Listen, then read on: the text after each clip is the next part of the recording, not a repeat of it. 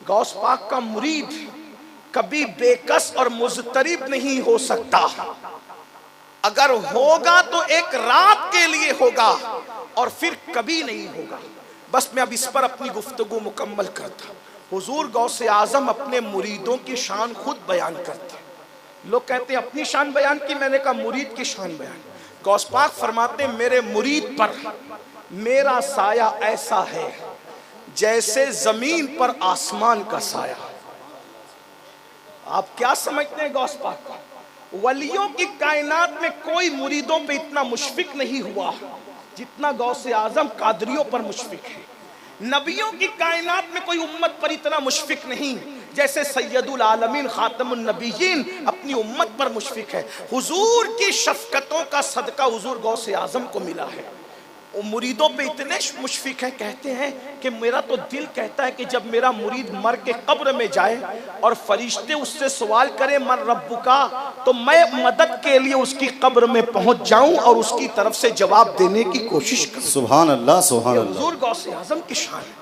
سرکار غوث اعظم فرماتے ہیں میرے مرید کو میں اس وقت تک مرنے نہیں دیتا جب تک اسے توبہ کی توفیق نہ مل جائے۔ غوث پاک فرماتے ہیں میرا مرید اگر مشرق میں اور میں مغرب میں ہوں اور اس کی بے ستری ہو تو میں اس کی ستر پوشی کرتا ہوں، اسے ٹھوکر لگے تو میں اس کا ہاتھ پکڑ کے تھام لیتا ہوں۔ یہ حضور غوث اعظم کا فرمان۔ غوث پاک کہتے ہیں کسی کو مجھ پہ قیاس نہ کرنا اور مجھے کسی پہ قیاس نہ کرنا، میں کسی کی طرح نہیں، کوئی میری طرح نہیں۔ انی عالم و مالا تعلمون کا راز بن کر کے آیا ہے، اسے عبد القادر جیلانی کہتے ہیں۔ میں حوالے کے ساتھ پڑھ دوں کیونکہ غوث پاک کی فضیلت آج کل اہل بدعت کو ہضم نہیں ہوتی۔ زبدۃ الاثار میں شیخ عبدالحق محدث دہلوی جیسے محدث نے لکھا ہے، یہ کہانی قصوں کی کتاب سے نہیں پڑھی جا رہی ہے بات، یہ اس محقق کی کتاب سے پڑھی جا رہی ہے جس کو محقق کے علل اطلاق کہا جاتا ہے۔ شیخ عبدالحق محدث دہلوی رحمت اللہ علیہ لکھتے ہیں کہ غوث پاک فرماتے مجھے کسی پہ قیاس نہیں کرنا، کسی کو مجھ پہ قیاس نہیں۔ اسی لیے تو جس جماعت میں غوث اعظم نہیں ہے لوگ نبی کو اپنی طرح کہنے لگے۔ سنی نبی کو کبھی اپنی طرح نہیں کہہ سکتا، کوئی نہیں ہو سکتا تو ان کے نانا کی طرح کوئی کیسے ہو سکتا؟ سبحان اللہ سبحان اللہ۔ ارے نانا تو نانا، ان کے دادا کی طرح کوئی کیسے ہو سکتا ہے؟ میرے امام نے تو کہا کوئی علی کی طرح ہو ہی نہیں سکتا، اور کس شان سے نتیجہ نکالا، کیا خوبصورت انداز سے کہتے ہیں تیرا ذرہ مہ کامل ہے یا غوث۔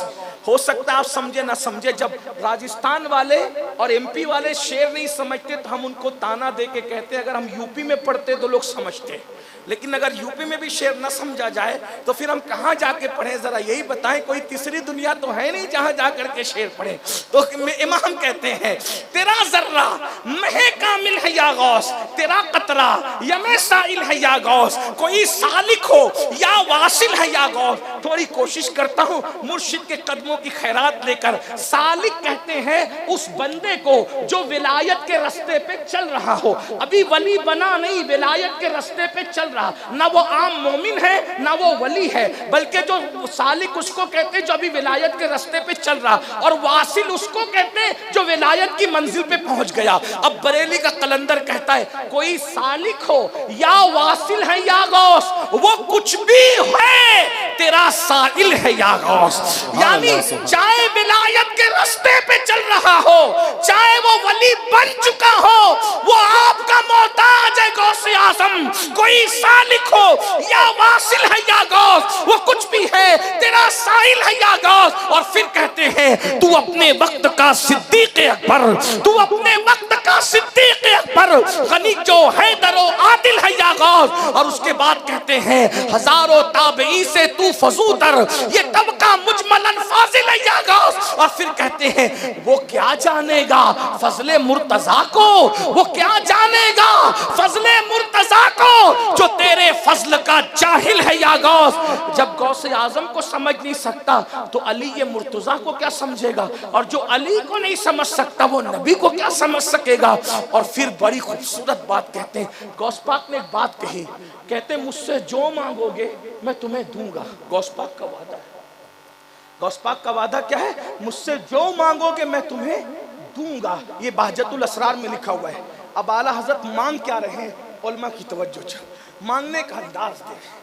ایک مرتبہ غوث پاک کی محفل سجی ہوئی تھی، کسی نے کہا یہ دے دو یہ دے دو یہ دے دو، غوث پاک نے سب کو دیا، لیکن امام احمد رضا کہتے ہیں کہ مانگا تو کیا مانگا، جو مانگا صحیح مانگا، لیکن میری باری آئی تو میں کیا مانگوں؟ کہتے ہیں کہا تو نے کہ جو مانگو ملے گا، کہا تو نے کہ جو مانگو ملے گا، رضا تجھ سے تیرا سائل ہے یا غوث، رضا تجھ سے تیرا سائل ہے یا غوث، میں تو آپ ہی سے آپ کو مانگتا ہوں۔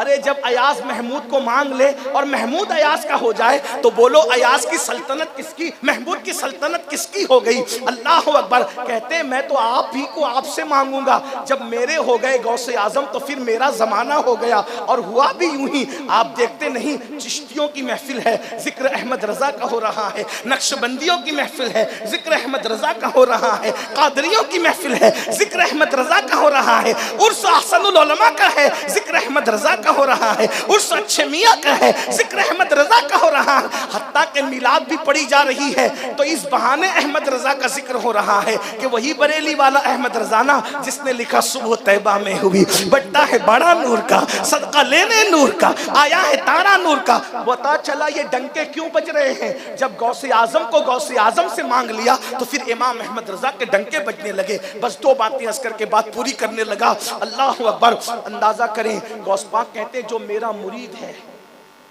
اس کے لیے یہ ہے، اس کو جنات نے نہیں ستانا، اس پر مصیبتوں نے نہیں آنا، تو کیوں نہ ہم غوث پاک کے مرید ہو جائیں، کیوں نہ غوث پاک کے مرید ہو جائیں۔ اور غوث پاک کا مرید ہونے کے لیے ایک بات بتا دوں، صرف رسومات کی ادائیگی ضروری نہیں ہے، طریق غوث اعظم لازمی ہے۔ ہم لوگ کیا کرتے ہیں؟ مرشد نے کہہ دیا فرائض واجبات کی پابندی کروں گا، ہم کہہ دیتے کروں گا، اور اسی دن ہم فجر کی نماز نہیں پڑھتے۔ سرکار غوث اعظم فرماتے ہیں اگر بے نمازی مر جائے تو اسے مسلمانوں کے قبرستان میں دفن مت کرو۔ جو غوث اعظم بے نمازی کو مسلمانوں کے قبرستان میں قبول کرنے کے لیے تیار نہیں ہے، وہ غوث اعظم بے نمازیوں کو اپنے سلسلے میں داخل کر لیں گے؟ یہ ایک سوال ہے، میں فیصلہ نہیں کر رہا ہوں، آپ پر یہ سوال چھوڑتا ہوں۔ جن بے نمازیوں کے لیے اللہ کے رسول نے فرمایا کہ بے نمازیوں سے میں محمد بیزار ہوں، قیامت کے دن ان کے ساتھ میرا کوئی وعدہ نہیں ہے، جس سے ان کے نانا بیزار ہو غوث پاک ان سے خوش ہو سکتے ہیں۔ 11ویں کی دیگے چڑھانے والوں بالکل چڑھاؤ، منع نہیں کرتے، لیکن مسجد میں کب آؤ گے؟ سرکار غوث اعظم نے ہمیں مسجد کا راستہ پہلے دکھایا ہے۔ اللہ کے رسول صلی اللہ علیہ وآلہ وسلم فرماتے ہیں اے ابو ہریرہ بے نمازیوں کے ساتھ نہ بیٹھا کر، کیونکہ بے نمازی جہاں بیٹھتا ہے آسمان پر اس سے لعنت برستی ہے۔ بے نمازی پر اللہ کے رسول فرماتے ہیں بے نمازی کو صدقہ مت دو، بے نمازی کو زکوٰۃ مت دو۔ اللہ کے رسول فرما رہے ہیں بے نمازی کے ساتھ اٹھ بیٹھ نہ کرو۔ حضور یہ فرما رہے ہیں ہم تو جلسوں کی تیاریوں میں نماز چھوڑ دیتے ہیں۔ بلکہ اب آخری بات اپنی گفتگو کی، جو قادری ہو جائے پھر وہ گناہ کبیرہ بھی نہیں کرتا اگر وہ سچا قادری ہو جائے۔ غوث پاک کا کیا کرم ہے قادریوں پر، اگر کوئی بڑی مصیبت آنے والی ہو تو غوث پاک اس کو خواب میں دکھا کے حقیقت میں بچا لیتے ہیں، اور غوث پاک کا مرید اگر گناہ کبیرہ کرنے والا ہو تو بھی اس کو خواب میں دکھا کے حقیقت میں بچا لیتے ہیں۔ ہوا کیا، ایک قادری مرید تھا، اس کی قسمت میں 100 مرتبہ بدکاری لکھی ہوئی تھی۔ بدکاری، میں اپنا نام نہیں لیتا مرشد کے ادب سے، ورنہ منبر پہ میں کچھ کھل کے بات کرنے کا عادی ہوں۔ بدکاری سب سمجھ گئے نا، سب سمجھدار لوگ ہیں، تو بدکاری اس کی قسمت میں 100 بار لکھی ہوئی تھی۔ لیکن جب غوث پاک کا مرید ہوا تو خواب میں اس نے 100 مرتبہ زنا کیا ایک ہی رات میں، اور جب بیدار ہوا تو اس پر خواب کا اثر بھی تھا، ناپاکی کا اثر بھی تھا۔ جلدی جلدی سے غسل کیا اور کانپتے ہوئے خانقاہ قادریہ کا رخ کیا، غوث پاک کی خانقاہ کا رخ کیا۔ جب گیا اس سے پہلے کہ سوچا مرشد کو بتاؤں کیسے، تو پیر تو روشن ضمیر تھے نا، اللہ کے شہروں کو ایسے دیکھتے تھے جیسے ہتھیلی پہ رائی کا دانا۔ نظر تو الی بلاد اللہ جمعا، کہ میں اللہ کے شہروں کو ایسے دیکھتا ہوں جیسے ہتھیلی پہ رائی کا دانا دیکھتا ہوں۔ اللہ اکبر۔ تو مرشد نے پہلے ہی کہا کہ جو میرا مرید ہو جاتا ہے میں اس کی حقیقت کو خواب میں تبدیل کر کے اس کو بچا لیتا ہوں۔ یہ غوث پاک کا مرید ہونے کا فائدہ۔ اور دوسرا یہ تو گناہوں سے بچا لیتے ہیں، مصیبتوں سے بھی بچا لیتے ہیں۔ ایک تاجر تھا، اس کو دنیا ابو المظفر کہتی تھی، ابو المظفر تاجر۔ ایک دن وہ تجارت کے لیے جانا چاہتا تھا دوسرے ملک۔ آج کل فلائٹ سے جاتے ہیں، صبح جاتے ہیں، شام تک واپس دبئی سے ہم آ جاتے ہیں، لیکن وہ دور تو ایسا تھا، گھوڑوں کا دور، کھچروں کا دور۔ تو غوث پاک رضی اللہ تعالیٰ کا دور تھا، وہ تجارت کے لیے دوسرے ملک جانا چاہتا تھا۔ اس زمانے میں ایک بہت بڑے ولی تھے جو غوث اعظم کے استاد بھی تھے، شیخ حماد۔ ان کے پاس وہ گیا اور جانے کے بعد کہا، حضور میں سفر پہ جانا چاہتا ہوں، تجارت کے لیے جاؤں؟ انہوں نے فرمایا نہیں جا سکتے تم۔ کیوں؟ کہا کہ سفر میں جاؤ گے تو میں دیکھ رہا ہوں کہ تم قتل کر دیے جاؤ گے، تمہارا مال چھین لیا جائے گا۔ کیونکہ وہ ولی تھے، واقعی ولی تھے، اور ولی لوح محفوظ پڑھتا ہے، تقدیر پڑھتا ہے۔ ہر ولی تقدیر پڑھ سکتا ہے مگر تقدیر بدل نہیں سکتا۔ یہ ہر ولی کی شان ہے کہ لوح محفوظ پڑھے، مگر اس میں تصرف کرنا ہر ولی کی شان نہیں ہے۔ اب تاجر تو تاجر لوگ کا حال یہ ہے کہ ایک جگہ فتویٰ پوچھے، مرضی کا جواب نہ ملے تو دوسرا مفتی پکڑتے ہیں، ہے نا ایسا ہی؟ اپنی مرضی کا ملے، بھائی بتاؤ مفتی صاحب یہ فلاں کرنسی کا کیسا، اس کا کیسا، اس کا کیسا، اور اس کے بعد جدید بینکاری کا کیسا، انہوں نے حرام کہہ دیا تو دوسرے وہ پکڑے گا، دوسرے نے کہا تیسرے، جب تک من کی مراد کا جواب نہ ملے تب تک کہ وہ مطمئن نہیں۔ اب وہ بھی تاجر تھا ابو المظفر، شیخ حماد نے کہہ دیا نہیں جانا۔ اس نے سوچا کہ چلو غوث پاک کے پاس چلتے ہیں۔ اور غوث پاک سرکار مجدد الفسانی فرماتے ہیں اللہ نے تقدیر بدلنے کا اختیار دیا ہے غوث اعظم کو۔